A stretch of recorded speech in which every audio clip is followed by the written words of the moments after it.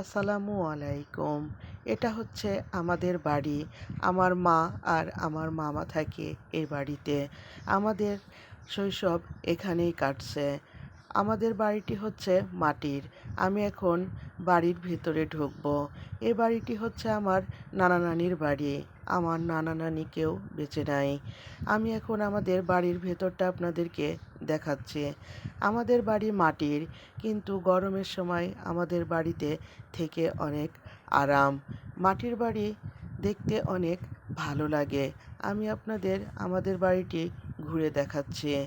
আমাদের বাড়ির সামনে কি আছে আপনাদেরকে দেখাচ্ছি। আমাদের বাড়ির সামনে একটা বটগাছ আছে, আর আছে আম গাছ।